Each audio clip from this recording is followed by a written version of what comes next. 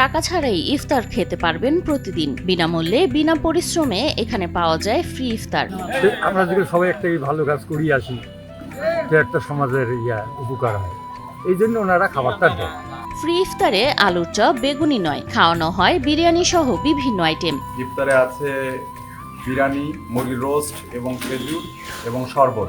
সবই পাওয়া যাচ্ছে ফ্রিতে, তবে শর্ত একটাই, দিনে অন্তত একটি ভালো কাজ করতে হবে। উপকার হয় আমার তো বাড়িতে খাবার নেই, ওই জন্য তো আমরা এটা খাবার আসি। আমার এই খাবার দিয়ে আমার ভালো উপকার হয়, ভালো কাজ করি। একজনকার মনে করো ঠ্যাং কাটা গেছে, মহিলা মানুষে তাকে হাসপাতালে নিয়ে গেছি, ঠ্যাংটা পরিষ্কার করে সেলাই করে নিয়ে আসছি। রমজান মানেই দান, সহমর্মিতা আর ভালো কাজের প্রতিযোগিতা, আর সেই ভালো কাজের প্রতিদান মিলছে একবেলা ইফতার।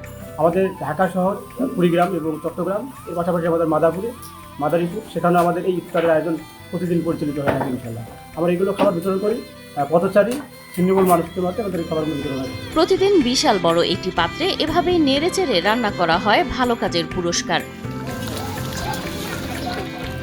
দূর থেকে দেখে মনে হবে এ যেন বিয়ে বাড়ির আয়োজন, কিন্তু সামনে গেলেই জানা যায় এর আসল ঘটনা। নানা রকম মশলায় বিশাল বড় পাত্রে রান্না করা হয় নিম্নবিত্ত ও অসহায়দের জন্য এই ইফতার আইটেম। এই খাবারগুলো আমরা চিলমারি 2টি পয়েন্টে বিতরণ করব, ছিন্নমূল অসহায় মানুষের মাঝে, রমনা পানাতিপাড়া এবং রমনা রেলওয়ে স্টেশন।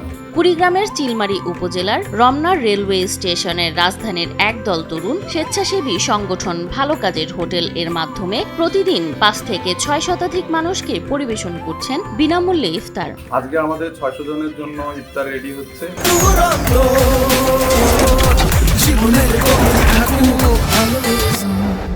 স্বেচ্ছাসেবীরা জানান তাদের 4100 সদস্য প্রতিদিন মাত্র 10 টাকা করে জমা রাখেন, সেই অর্থেই চলছে এই কার্যক্রম। এছাড়া স্থানীয় মানুষ এবং দাতারাও সহযোগিতা করছেন। স্বেচ্ছাসেবী সংগঠন ইয়র্থর বাংলাদেশ এর একটি শাখা হচ্ছে ভালো কাজের হোটেল, যেখানে আমাদের প্রায় মেম্বার আছে 4100-এর মতো, যারা ডেইলি 10 মেম্বার নামে পরিচিত।